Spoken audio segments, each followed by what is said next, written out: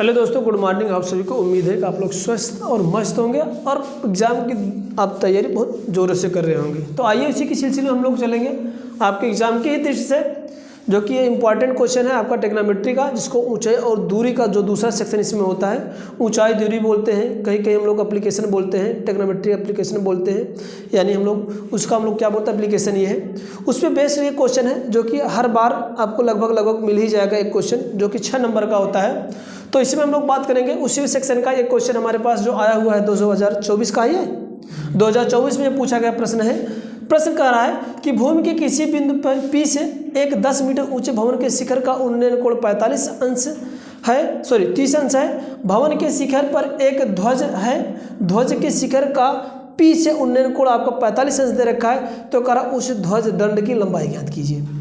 देखो, क्वेश्चन आपको पहले क्या करना, बहुत ही केयरफुली से क्वेश्चन को आपको पढ़ना है और क्वेश्चन को पढ़ करके आपको थोड़ा सा इमेज क्रिएट करना है। इसका इमेज क्रिएट कैसे करेंगे समझो। पहले तो इसमें दिया क्या है कि मेरे पास, मैं ये अजम्पट करता हूँ, ये मेरे पास एक भवन है। इस भवन का मैं कोई नाम दे देता हूँ, ए और बी नाम देता हूँ। इसकी भवन की ऊंचाई भी दे रखा है। इसमें कितनी दे रखा है, यहाँ पर 10 मीटर दे रखा है। क्या दे रखा है, 10 मीटर।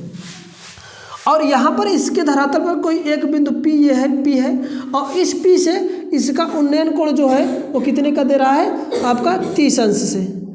कितना अंश दे रहा है, आपका 30 अंश दे रहा है। ये एक डायग्राम मैंने बना के तैयार रखा।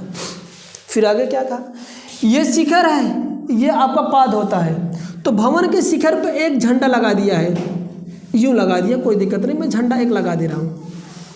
ये पताका या झंडा कह लो, ठीक है। एक मैं यहाँ पर झंडा लगाऊं, इस झंडे का नाम AC दे देता हूँ। क्या नाम देता हूँ, AC।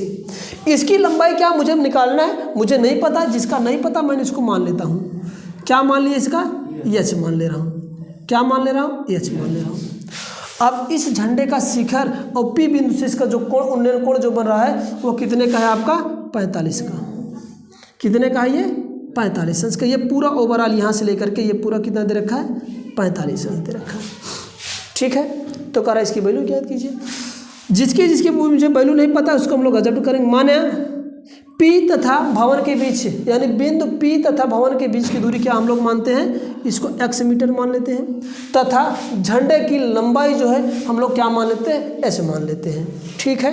इतना चीज़ आपको लिखना है। यहाँ पर लिखेंगे माना ध्वज दंड की लंबाई कितना है, H मीटर, इसको हम लोग मान लेते हैं, क्या दिक्कत कोई। तथा P बिंदु तथा मकान की दूरी, मकान के बीच की दूरी,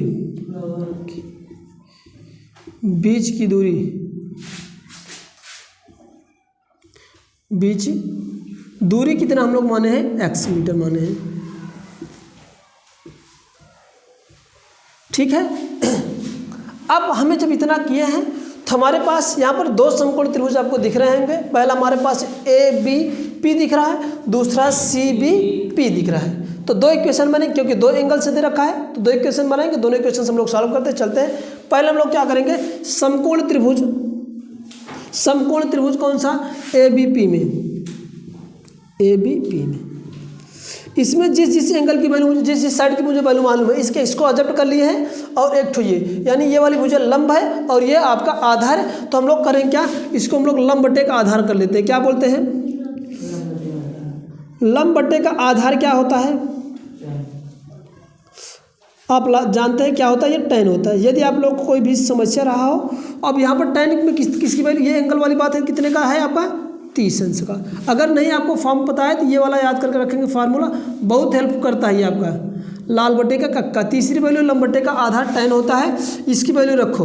लंब कितना मैंने बताया, यानी AB है, इसके स्थान पर अगर यदि आप लोग करना चाहो तो इसको हम लोग AB कह देंगे, लंब है आपका। और आधार कितना मेरे को है, PB है। अब इसके बाद हम लोग जो लिखे थे 33 लिखेंगे यहाँ पर, ठीक है। आ जाओ, AB की वैल्यू कितना दे रखा है, मकान की लंबाई 10, इसकी वैल्यू हम लोग क्या मान लिए, x मान लिए हैं। और ये tan 30 है, tan 30 की वैल्यू कितनी होती है, 1/3 में 3। तो यहाँ से आ जाएगा P और मकान के बीच की लंबाई निकल कर आ जाएगी। इसका क्रॉस मल्टीप्लिकेशन करेंगे तो x बराबर क्या आ जाएगा, 10 कड़ी में 3 आ जाएगा, इतना मीटर। यानी बिंदु से मकान की जो दूरी थी बीच की कितनी थी हमारे पास, 10 कड़ी में 3। इसको इक्वेशन 1 बना कर छोड़ देते हैं। चलो दूसरी बात है, हम कहें क्या, समकोण त्रिभुज। अब कौन सा, CBP में ध्यान ये रखेंगे, इसमें ये भुजा मेरे को मालूम, अगर मैं पूरी भुजा की लंबाई निकालना चाहूँ तो कितना हो जाएगा, कितना होगा बोलो भाई। अगर मैं पूरी की लंबाई निकालूँ, यहाँ तक मकान की 10 है, इस वाले ध्वज की दंड की लंबाई h है, तो टोटल लंबाई कितना बन जाएगा, 10 धन का h मीटर हो जाएगा। ठीक है, तो यहाँ से क्या आ जाएगा, हम लोग लिखें क्या, लंब बटे का आधार होता है, लंब कितना है CB है और आधार कितना है PB है,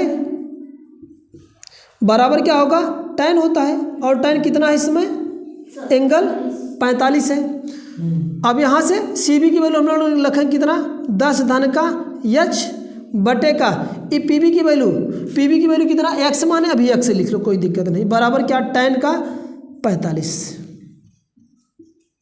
ठीक है, कोई दिक्कत नहीं होना चाहिए।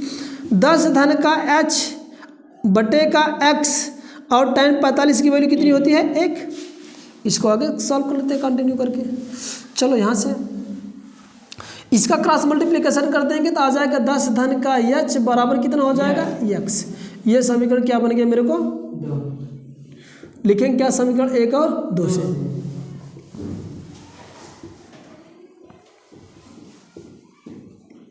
चलो 1 और 2 से क्या करेंगे, x का मान उठा के वहाँ पर रख दो उठा के। ठीक है, तो यहाँ से क्या आ जाएगा, 10 धन का h बराबर कितना आया था h का मान, सॉरी x का मान 10 कड़ी में 3। तो यहाँ से h की वैल्यू क्या आ जाएगा, h को यहीं पर रहने दो, 10 कड़ी में 3 यहाँ पर रहने दो, इसको रिमूव कर दो, क्या आ जाएगा, ये 10 आ जाएगा।